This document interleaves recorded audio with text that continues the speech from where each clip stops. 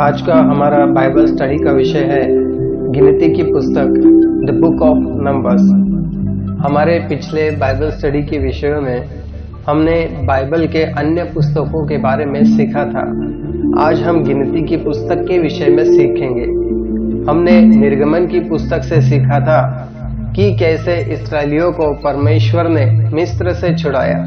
फिर जब 40 साल तक इस्राएलियों को परमेश्वर जंगल के मार्ग से लेकर जाता है, तब इन 40 सालों में बहुत कुछ बातें घटी जिन्हें हम गिनती की पुस्तक से जान सकते हैं। गिनती की पुस्तक को मूसा ने लिखा है। गिनती की पुस्तक ईसा पूर्व मतलब यीशु मसीह से पहले 1000 से लेकर 1040 के बीच में लिखा गया है।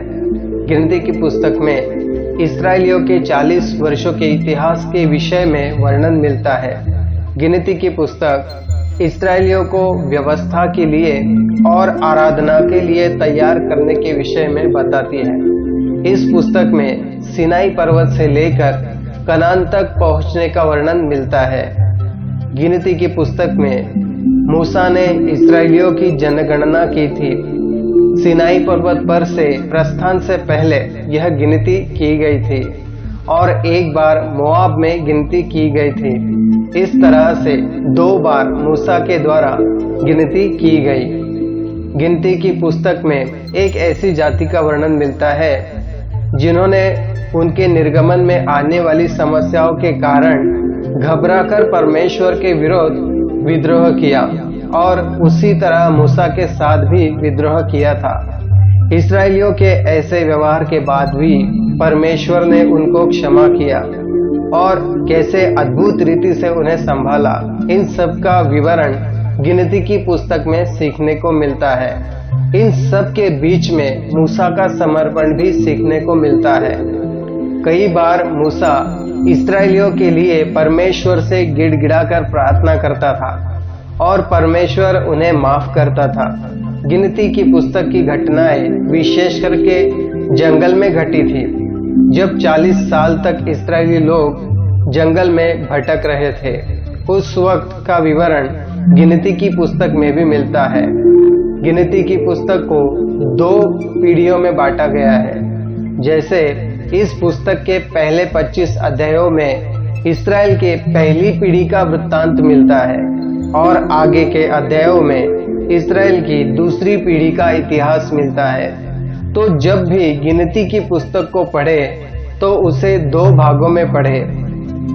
इस पुस्तक में परमेश्वर की पवित्रता के विषय में भी सीख सकते हैं। जैसे कि लय व्यवस्था में हमने सीखा था, इस्राएलियों ने परमेश्वर के विरोध में जाकर पाप किया और वो लोग नाश हो गए।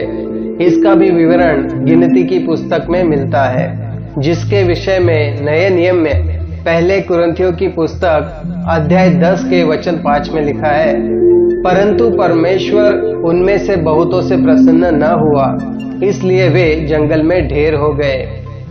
फिर एक अद्भुत वचन जो सभी के लिए है, जो गिनती की पुस्तक के वचनों को दोहराता है। रोमियो की पत्री 11वें अध्याय के 22वें वचन में लिखा है, इसलिए परमेश्वर की कृपा और कड़ाई को देख, जो गिर गए उन पर कड़ाई, परंतु तुझ पर कृपा, यदि तू उसमें बना रहे, नहीं तो तू भी काट डाला जाएगा। देखिए, वचन कहता है कि जो कोई सच्चे परमेश्वर के साथ बना रहेगा और उसके वचन के अनुसार चलता रहेगा, तो उस पर परमेश्वर की कृपा, दया और परमेश्वर का अनुग्रह बना रहेगा। गिनती की पुस्तक में हम देखते हैं कि जो पुरानी पीढ़ी थी, उनमें से कई लोग प्रतिज्ञा की हुई भूमि में प्रवेश न कर पाए, लेकिन परमेश्वर का अनुग्रह नई पीढ़ी के साथ कैसे बना रहता है, यह हमें गिनती की पुस्तक बताती है, जिससे हमें परमेश्वर के प्रेम और न्याय के विषय में पता चलता है। गिनती की पुस्तक में भी कुछ जगहों पर यीशु मसीह के बलिदान के विषय में पता चलता है। जैसे कि गिनती अध्याय 19 का वचन 2 लिखा है, व्यवस्था की जिस विधि की आज्ञा यहोवा देता है वो यह है, तू इस्राएलियों से कह कि मेरे पास एक लाल निर्दोष बछिया ले आओ जिसमें कोई भी दोष ना हो, जिस पर जुआ कभी ना रखा गया हो। ये वचन यीशु मसीह के बलिदान को दर्शाते हैं। फिर गिनती की पुस्तक में पीतल के सांप के विषय में लिखा हुआ है, जिसे ऊंचे पर लटकाया जाता है। जब इस्राएलियों ने परमेश्वर के विरुद्ध पाप किया, परमेश्वर के विरुद्ध कुड़कुड़ाने लगे, तब परमेश्वर ने उन्हें ताड़ना दी थी और उनके बीच में विष वाले सांप भेजे। तब उन्हें चंगाई के लिए परमेश्वर की आज्ञा के अनुसार पीतल का सांप बनाकर उसे ऊंचे पर लटकाया गया, ताकि उसे देखने से इस्राएलियों को चंगाई मिले।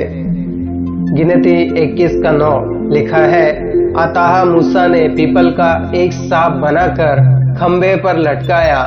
तब सांप के डसे हुओं में से जिसने उस पीतल के सांप की ओर देखा, वह जीवित बच गया।